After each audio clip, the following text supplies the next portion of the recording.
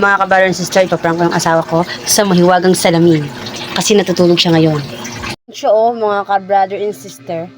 Tara na, prank na natin siya.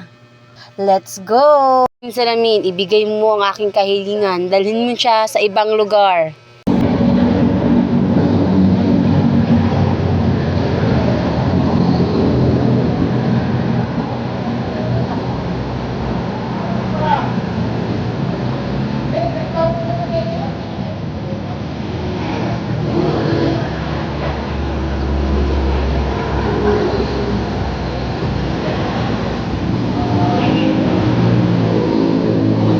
Oh, di ba? Nawala na siya. Nandun na sa ibang lugar.